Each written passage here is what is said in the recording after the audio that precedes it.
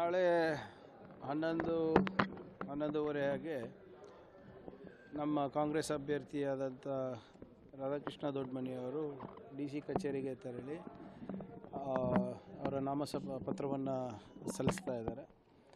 ಅದಾದ ನಂತರ 12 ಗಂಟೆಗೆ ಬೃಹತ್ ಆದಂಥ ಒಂದು ಪಬ್ಲಿಕ್ ರ್ಯಾಲಿಯನ್ನು ನಾವು ಇಲ್ಲಿ ಹಮ್ಮಿಕೊಂಡಿದ್ದೇವೆ NV ಗ್ರೌಂಡ್ಸ್ನಲ್ಲಿ. ಇದಕ್ಕೆ AICC ಅಧ್ಯಕ್ಷರಾದಂಥ ಶ್ರೀ ಮಲ್ಲಿಕಾರ್ಜುನ್ ಖರ್ಗೆ ಸಾಹೇಬರು, PCC ಅಧ್ಯಕ್ಷರ ಹಾಗೂ DCM ಆದಂಥ DK ಶಿವಕುಮಾರ್ ಸಾಹೇಬರು, MB ಪಾಟೀಲ್ ಸಾಹೇಬರು ಮತ್ತು ಹಲವಾರು ಸಚಿವರು ಮತ್ತು ರಾಜ್ಯಸಭಾ ಸಂಸದರು, ಮಾಜಿ ಲೋಕಸಭಾ ಸಂಸದರು ಮತ್ತು ಎಲ್ಲ ನಮ್ಮ ಪಕ್ಷದ ಮುಖಂಡರು ಕೂಡ ಇದಕ್ಕೆ ಆಹ್ವಾನವನ್ನು ನೀಡಲಾಗಿದೆ. ಆಮೇಲೆ ಬರ್ತಾ ಇದ್ದಾರೆ ಅಂತ ಕನ್ಫರ್ಮೇಷನ್ ಕೂಡ ಬಂದಿದೆ. ಸೊ ನಾಳೆಯಿಂದ ಅಧಿಕೃತವಾದಂಥ ಅಭ್ಯರ್ಥಿಗೆ ನಾವು ಪ್ರಚಾರಕ್ಕೆ ಇಳಿಸ್ತಾ ಇದ್ದೀವಿ. ಎಷ್ಟು ಗಂಟೆ ನಾಮಿನೇಷನ್ ರ್ಯಾಲಿ ಬರ್ತಾರೆ ಅಥವಾ ಇಲ್ಲ, ರ್ಯಾಲಿ ಮುಖಾಂತರ ಇಲ್ಲ. ಯಾಕಂದರೆ ನಿಮ್ಗೆ ಗೊತ್ತಿರೋ ಹಾಗೆ ಬಿಸಿಲು ಭಾಳ ಇರೋದ್ರಿಂದ ಸ್ವಲ್ಪ ನಮ್ಮ ಕಾರ್ಯಕರ್ತರಿಗೆ ಕಷ್ಟ ಆಗಬಾರ್ದು ಅಂದ್ಬಿಟ್ಟು ನೇರವಾಗಿ ನಾಮಪತ್ರ ಸಲ್ಲಿಕೆ ಆದ ತಕ್ಷಣ ನೇರವಾಗಿ ಪಬ್ಲಿಕ್ ಫಂಕ್ಷನ್ನೇ ಇರುತ್ತೆ. ಈಗ ನೀವೇ ನೋಡ್ತಾ ಇದ್ರಲ್ಲ, ಇಲ್ಲೇನಿಲ್ಲ ಅಂದರೂ 45,000 to 50,000 ಜನ ಕುರ್ಚಿಗಳನ್ನು ಹಾಕಿದ್ದೀವಿ. ಆಗುತ್ತೆ ಇಷ್ಟು. ಇಲ್ಲ, ಈಗಾಗಲೇ ಪ್ರಚಾರ ಪ್ರಾರಂಭ ಮಾಡಿದ್ದೀವಿ. ಈಗಾಗಲೇ ಎಲ್ಲ ಅಸೆಂಬ್ಲಿ ಸೆಗ್ಮೆಂಟ್ದು ಕೂಡ ಒಂದು ಕಾರ್ಯಕರ್ತರ ಸಭೆ, ಮುಖಂಡರ ಸಭೆಯನ್ನು ಮುಕ್ತಾಯ ಆಗಿದೆ. ಈಗ ನಾವು ಪಬ್ಲಿಕ್ ಹತ್ರ ಹೋಗಿ ನಾವು ಅವರ ಮತ ಆಶೀರ್ವಾದವನ್ನು ನಾವು ಕೇಳೋಕ್ಕೆ ಪ್ರಾರಂಭ ಮಾಡ್ತಿದ್ದೀವಿ ನಮ್ಮ ಕಲಬುರಗಿ ಪಾರ್ಲಿಮೆಂಟ್ರಿ ಕಾನ್ಸ್ಟಿಟ್ಯೂನ್ಸಿಯಿಂದ. ವಾತಾವರಣ ನೋಡಿ, ಕಳೆದ 5 ವರ್ಷದಲ್ಲಿ ಯಾವುದೇ ಕೆಲಸ ಆಗಿಲ್ಲ. ಜನರಲ್ಲಿ ಸಾಕಷ್ಟು ಆಕ್ರೋಶ ಇದೆ. ಕೇಂದ್ರದಿಂದ ಏನು ಹಿಂದೆ ಖರ್ಗೆ ಸಾಹೇಬ್ರು ಸಂಸದರಾದಾಗ ಸಾಕಷ್ಟು ಯೋಜನೆಗಳು ಸಾಹೇಬ್ರು ತಂದಿದ್ದರು. ಅವೆಲ್ಲನೂ ಕೂಡ ಚಾಲ್ತಿ ಆಗಲಾರ್ದೆ ವಾಪಸ್ ರದ್ದಾಗಿ ಹೋಗಿಬಿಟ್ಟಿದೆ.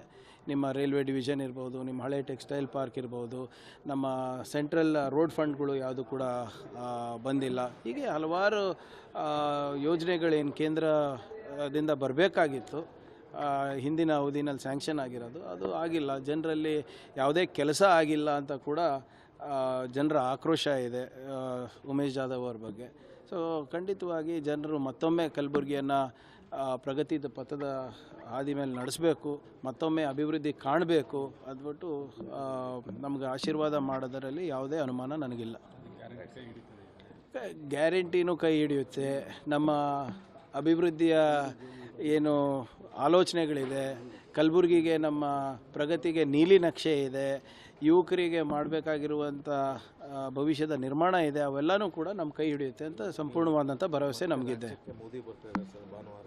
ಬರಲಿ, ಇವರೇ ಹೋದ ಬಾರಿನೂ ಬಂದಿದ್ರಲ್ಲ. ಅವ್ರ ದೇಶದ ಪ್ರಧಾನಮಂತ್ರಿಗಳು ಎಲ್ಲನ ಅಡ್ಡಾಡ್ಬೋದು, ಯಾವುದೇ ನಿರ್ಬಂಧ ಇಲ್ಲ, ಮಾಡಲಿ. ಆದರೆ ಬಂದು ಇಲ್ಲಿ ಏನು ಕೊಟ್ಟಿದ್ದಾರೆ ಅಂತ ಹೇಳಿದ್ರೆ ಸ್ವಲ್ಪ ನಮಗೂ ಸಮಾಧಾನ ಇರೋದು. ಸುಮ್ಮನೆ ಚುನಾವಣೆಗೆ ಪ್ರವಾಸಿಗರ ಥರ ಬರೋದು ಹೋಗೋದಕ್ಕಿಂತ ಇಲ್ಲಿ ಬಂದು ಕರ್ನಾಟಕಕ್ಕೆ ಏನು ಮಾಡಿದ್ದಾರೆ, ಹೇಗೆ ಮಾಡಿದ್ದಾರೆ, ಎಷ್ಟು ಮಾಡಿದ್ದಾರೆ ಅಂತ ಸಂಪೂರ್ಣ ಮಾಹಿತಿ ಕೊಡಬೇಕಲ್ಲ. ಸುಮ್ಮನೆ ಕೇಂದ್ರ ಪುರಸ್ಕೃತ ಯೋಜನೆಗಳ ಹೆಸರಂತ ಹೇಳಿಬಿಟ್ಟು ಹಿಟ್ ಆ್ಯಂಡ್ ರನ್ ಮಾಡೋದಲ್ಲ. ಎಲ್ಲ ಸೆಂಟ್ರಲ್ ಸ್ಪಾನ್ಸರ್ಡ್ ಸ್ಕೀಮ್ನಲ್ಲೂ 50% 60% ಅನುದಾನ ನಮ್ಮ ಕನ್ನಡಿಗರದ್ದು ಇದೆ, ರಾಜ್ಯ ಸರ್ಕಾರದ್ದು ಇದೆ. ಮತ್ತು ಬರ ನಿರ್ವಹಣೆ ಬಗ್ಗೆ ಯಾಕೆ ಇಷ್ಟು ತಾರತಮ್ಯ ಮಾಡ್ತಾ ಇದ್ದಾರೆ, ನಮ್ಮ ತೆರಿಗೆ ಬಗ್ಗೆ ಯಾಕೆ ಇಷ್ಟು ತಾರತಮ್ಯ ಮಾಡ್ತಾ ಇದ್ದಾರೆ, ಅದಕ್ಕೆಲ್ಲ ಉತ್ತರ ಕೊಟ್ಟು ಹೋಗಲಿ. ಸುಮ್ಮನೆ ಬಂದು ಸುಳ್ಳಾಡೋದಲ್ಲ. ಅಮಿತ್ ಶಾ ಅವರು ಸುಳ್ಳಾಡ್ತಾರೆ, ನಿರ್ಮಲಾ ಸೀತಾರಾಮನ್ ಅವರು ಬಂದು ಸುಳ್ಳಾಡ್ತಾರೆ, ಇವರು ಬಂದು ಅದೇ ಹೇಳ್ತಾರೆ ಅಂದರೆ ಹೊಸದೇನಿದೆ ಹೇಳಿ. ಈಗ ಹೋದ ಬಾರಿ 20 ಸರಿ ಬಂದರು, ಗಲ್ಲಿ ಅಡ್ಡಾಡಿದ್ರು, ಏನು ಪ್ರಯೋಜನ ಆಯಿತು? ಜನರು ನಂಬಿದ್ರಾ? ನೋಡಿ, ಮೊದಲನೇದಾಗಿ ಬರ ಇದೆ. NDRF ಮೀಟಿಂಗ್ ಯಾಕೆ ಮಾಡಿಲ್ಲ? ಇನ್ನೂ ಹೈ ಲೆವೆಲ್ ಕಮಿಟಿ ಮೀಟಿಂಗ್ ಮಾಡುವ ಜವಾಬ್ದಾರಿ ಯಾರ್ದು? ಅಮಿತ್ ಶಾ ಅವ್ರದ್ದು, ಕೇಂದ್ರ ಸರ್ಕಾರದ್ದು. ಯಾಕೆ ಮಾಡಿಲ್ಲ? ಯಾಕೆ ನಮಗೆ ಇನ್ನೂ ಬರ ನಿರ್ವಹಣೆಗೆ ದುಡ್ಡು ಕೊಟ್ಟಿಲ್ಲ? ಯಾಕೆ ಇಲ್ಲಿ ಬಂದು ವೇದಿಕೆ ಮುಖಾಂತರ ತಾವಾಗಿರ್ಬೋದು, ತಮ್ಮ ಕ್ಯಾಬಿನೆಟ್ ಮಿನಿಸ್ಟರ್ಸ್ ಆಗಿರ್ಬೋದು, ಕನ್ನಡಿಗರಿಗೆ ತಪ್ಪು ದಾರಿನಲ್ಲಿ ಹೇಳ್ತಾ ಇದ್ದಾರೆ, ಸುಳ್ಳು ಹೇಳ್ತಾ ಇದ್ದಾರೆ, ನಾವು ವರದಿನೇ ಸಬ್ಮಿಟ್ ಮಾಡಿಲ್ಲ ಅಂದ್ಬಿಟ್ಟು.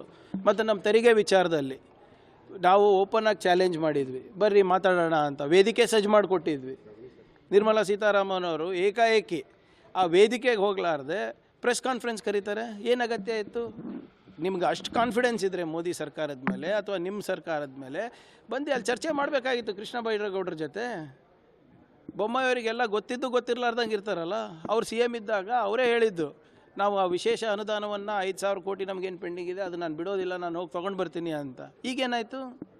25 ಸಂಸದರು ಇದ್ರೆ ಅಲ್ರಿ, ಡೆಲ್ಲಿನಲ್ಲಿ ಏನಕ್ಕೆ ಕಳಿಸಿದ್ದು ಅವರಿಗೆ? ಚಾಂದಿ ಚೌಕ್ನಲ್ಲಿ ಚಾಟ್ ತಿನ್ನಕ್ಕೆ ಕಳಿಸಿದ್ವಿ ನಾವಲ್ಲಿ. ಒಂದು ಸರಿ ಕನ್ನಡಿಗರ ಪರವಾಗಿ ಇದು ಮಾಡಿದ್ದಾರೆ ಅವರು, ಧ್ವನಿ ಎತ್ತಿದ್ದಾರೆ ಅವರು. ಸೊ ಇವೆಲ್ಲ ಪ್ರಶ್ನೆಗಳು, ಸರಳ ಪ್ರಶ್ನೆ ಇದೆ. ಪ್ರಧಾನಮಂತ್ರಿಗೆ ಇದೇನು ದೊಡ್ಡದಲ್ಲ. ಯಾಕಂದರೆ ಏನು ಯುಕ್ರೇನ್ ರಷ್ಯಾ ಯುದ್ಧ ನಿಲ್ಲಿಸೋಂಥ ವಿಶ್ವಗುರುಗೆ ಈ ನಮ್ಮ ಕನ್ನಡಿಗರ 3-4 ಪ್ರಶ್ನೆ ಏನು ದೊಡ್ಡ ವಿಷಯ? ಉತ್ತರ ಕೊಡಲಿ. ಕೈ ನೋವ್ತಾ ಇದೆ,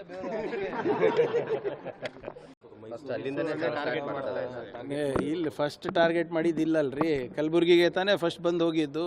ಇಡೀ ರಾಷ್ಟ್ರದಲ್ಲಿ ಅವರು ಚುನಾವಣೆ ಪ್ರಚಾರ ಪ್ರಾರಂಭ ಮಾಡಿದ್ದು ಕಲಬುರಗಿನಲ್ಲಿ. ನಾನು ಹೇಳ್ದಂಗೆ ಅವರು ಪ್ರಧಾನಮಂತ್ರಿಗಳು ಅಥವಾ ಯಾರೇ ಸಾಮಾನ್ಯ ನಾಗರಿಕರು ಕೂಡ ಎಲ್ಲನ ಹೋಗಿ ಪ್ರಚಾರ ಮಾಡ್ಬೋದು. ನಾನು ಕೂಡ ಒಡಿಶಾದಲ್ಲಿ ಪ್ರಚಾರ ಮಾಡ್ಬೋದು, ಗುಜರಾತಲ್ಲಿ ಮಾಡ್ಬೋದು.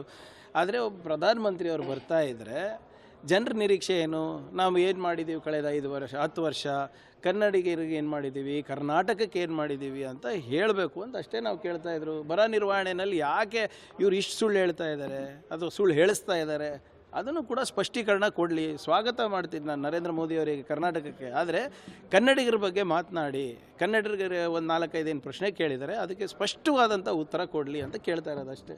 ಬಂದ ಪುಟ ಹೋದ ಪುಟ ಅಂತಲ್ಲ.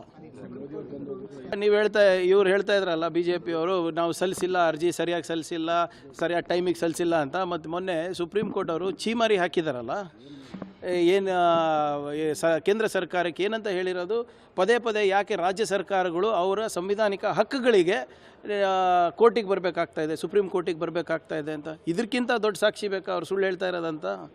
ಈಗೇನಂತಾರೆ ಅಮಿತ್ ಶಾ ಅವರು, ಈಗೇನಂತಾರೆ ನಿರ್ಮಲಾ ಸೀತಾರಾಮನ್ ಅವರು, ಈಗೇನಂತಾರೆ ನಮ್ಮ ಅಶೋಕಣ್ಣ, ವಿಜೇಂದ್ರ ಅವ್ರು ಏನಂತಾರೆ? ಈಗ ಸುಪ್ರೀಂ ಕೋರ್ಟ್ ಅವರೇ ಚಾಟಿ ಬೀಸಿದಾರಲ್ಲ. ಈಗ 2 ವಾರ ಟೈಮ್ ಯಾಕೆ ತೊಗೊಂಡಿದ್ದಾರೆ? ಸರ್ಕಾರದಿಂದ ಉತ್ತರ ತೊಗೊಂಡು ಬರ್ತೀನಿ ಸ್ವಾಮಿ ಅಂತ. ಅಶೋಕ್ ಅವರಿಗೆ ನೋಡಿ, ಅಶೋಕ್ ಅವರಿಗೆ ಮಾಹಿತಿಯ ಕೊರತೆ ಇದೆ. ನಾನು ಹೇಳ್ತಾ ಇದ್ದಿಲ್ಲಲ್ಲ, BJP ಅವರಿಗೆ ಸಂಪೂರ್ಣವಾದಂಥ ಮಾಹಿತಿ ಇರಲ್ಲ ಸರ್. ಬೆಳಿಗ್ಗೆ ಅವ್ರು IT ಸೆಲ್ದವ್ರು ಏನು ಬ್ರೀಫಿಂಗ್ ಕೊಡ್ತಾರೆ ವಾಟ್ಸ್ಯಾಪ್ನಲ್ಲಿ, ಅದು ನೋಡ್ಕೊಂಡು ಹೇಳ್ತಾರೆ. ಈಗ